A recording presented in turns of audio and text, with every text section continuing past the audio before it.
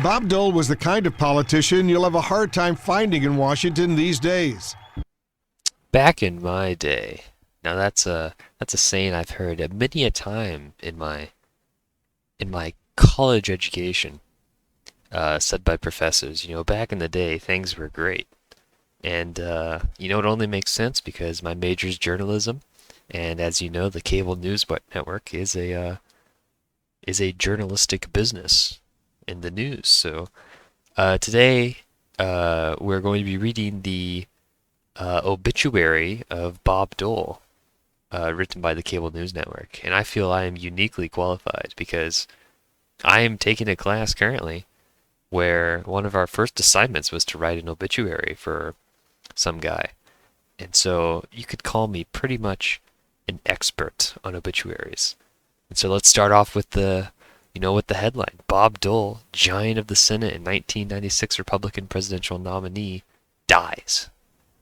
Okay, first thing I love about obituaries is that you cannot use any kind of sort of language that sort of uh, softens the death that people commonly use in everyday language, like such as passed away, or I guess if you're more religious, you might say like met God or gone to heaven or sort of the stuff like that, like or left us that you might say when like you might say like, oh yeah, my father left us for, I guess that kind of implies that they bailed on you, but you might say like, oh, my father passed away 4 years ago, something like that.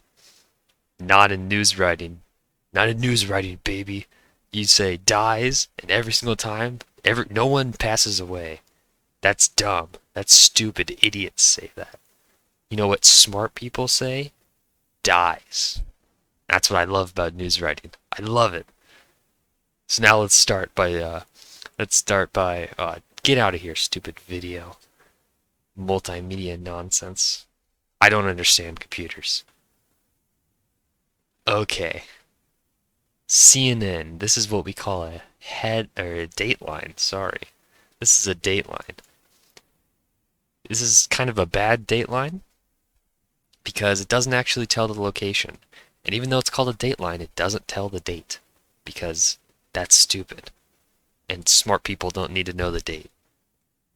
So the headline's supposed to tell a location, right? Uh, what I can only assume is the location was the CNN building, which I believe is in Chicago.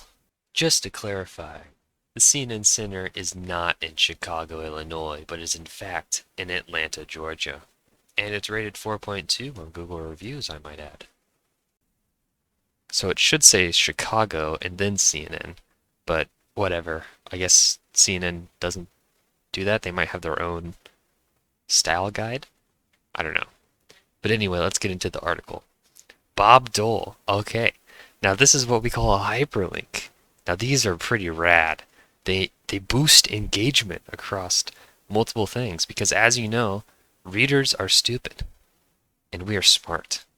At least journalists are. If you're not a journalist, you're stupid and you're not smart. But I am smart.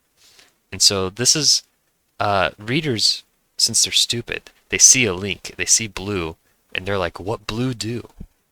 Right? And so they go Bob Dole, and they completely forget about the article they're reading. They're like, Bob Dole, who is this Bob Dole man? What does this blue mean? Right? And so they forget this article, and they're like, Bob Dole, let's click on this. Bob Dole fast facts. All right. I see. Okay, so Bob Dole stupid was the video, get out of here. So the way it's supposed to work is this hyperlink is supposed to take you to a previously written article. Uh, it seems like CNN does not have any articles that explain Bob Dole, so they have written one earlier this morning, which I really like that. But let's see what fast facts we have. All right. He was born in July 1923. Dang. Uh, I wasn't born then, as some of you may know or may not. His name's Robert. Well, I can see why he went by Bob. He went to the University of Kansas and Arizona, and then Washburn Municipal University. Got a BA and LLB, which I believe is a something in law. All right. Okay, now after the reader has finished reading that interesting story, now they move on. A Republican Party stalwart and presidential hopeful who espoused a brand of plain-spoken conservatism as one of Washington's most recognizable political figures throughout the latter half of the 20th century, died Sunday. Quote, Senator Robert Joseph Dole died early this morning in his sleep. At his death at age 98, he had served as a United States of America faithfully for 79 years, end quote, according to a statement from his family. He had announced in February that he was being treated for advanced lung cancer. Now, see, we have another hyperlink, and readers are stupid. And so this is how they click on this hyperlink, because they're like, huh, he had lung cancer. This Bob Dole man. I don't know really what he did. He was some political guy. He had lung cancer. Let's find out about that. All right. It seems like he was a former Republican presidential nominee who had advanced lung cancer. All right. All right. This was written in Washington. Now, don't be confused, because Washington means Washington, D.C., and you cannot say D.C. in the headline or in the dateline. You cannot say D.C. because that's confusing. I mean, where the heck is D.C. located? I don't know what D.C. is. That could be confused with some other D.C. Maybe you're talking about Democratic Congo. I don't know. Now, Washington. Everyone knows what Washington is. You know, when I think of Washington, you know, I don't think of like the state of Washington or anything like that. I think of Washington, D.C. So excellent journalism right there. So then we go and read here. Oh, this hyperlink. Let's see where this hyperlink takes us. Oh, it takes us back to our famous page. Bob Dole Fast Facts. Love it. So they probably don't read that a second time, although they might, they're pretty stupid. They might forget they read it the first time or something. Click on all these hyperlinks, all right. And now we go back to the story. President Joe Biden visited Dole shortly. Okay, let's find out more about that. All right. It seems like the President of the United States visited Bob Dole after he was diagnosed with cancer. Well, President Biden this afternoon made... Get out of here, CNN. I mute these. All right, there we go. So blah blah blah, talking about that. And then we visit our story. After learning of the diagnosis, Biden on Sunday released a statement mourning Dole. Quote, Bob was an American statesman like few in our history, a war hero and among the greatest of the greatest generation. And to me, he was also a friend whom I could look to for trusted guidance, or a humorous line as just the right moment to settle frayed nerves, end quote, Biden said. Quote, I will miss my friend, but I am grateful for the times we shared, and for the friendship Jill and I, and our family, have built with Liddy and the entire Dole family, end quote. Biden on Sunday evening ordered the flags at the White House and other public buildings and facilities to be flown at half-staff in honor of Dole, according to the proclamation released by the White House. Dole, who was seriously wounded during World War II, had suffered a series of health ailments in previous years.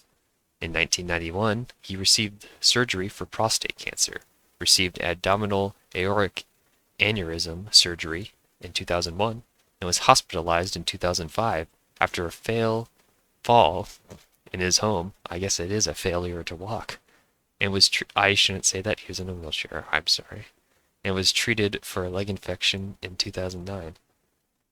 Dole is survived by his wife, former Senator Elizabeth Dole of North Carolina, and daughter Robin Dole. All right, and it seems like the article continues. Or obituary, I should say. And now we get on to, it seems like, his career. Another thing I love about journalism is that it's all about telling stories. And as you know, people, when they tell stories, they don't tell them in, the order of events. Like if I tell you I went camping, I don't say like, oh, we got to the campsite, set up our tents, you know, went on a hike, and then went to sleep, cooked our meal and went to sleep. You got to tell the most important things first. So, you might say like, oh, I went on this hike and we saw this grand view of the Grand Canyon, and then we got to the campsite and it started raining everywhere, and we had to hurry to set up our tents, and then we got to cook our homemade meals, and oh boy, cooking on the fire, that's something else. And then we packed up and left. That makes more sense, obviously. So, as you know, journalism tells the stories exactly that way. You don't tell them in the order that they happened, because what? I don't even understand that. You tell it in the order that is most interesting, because people are stupid. I know I've said this many times, but you have to say it because, people are stupid. Or at least the public. I'm not stupid. I'm a journalist. But the public is stupid, and they'll probably only read, you know, they'll probably only read that much. If you're lucky, they might read that much because, reading tires them out. It takes smarts to read. But yeah. So by the time you get here, especially this far down in the by the time you get here, especially this far down in the I had to highlight it because I forgot my cursor isn't showing. Uh it's just no one's gonna read that.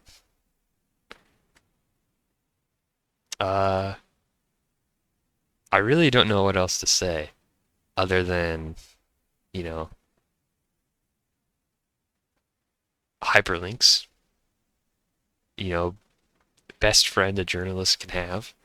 And, you know, Bob Dole, may your soul rest in peace. Just kidding. That's a stupid saying for stupid people. You died.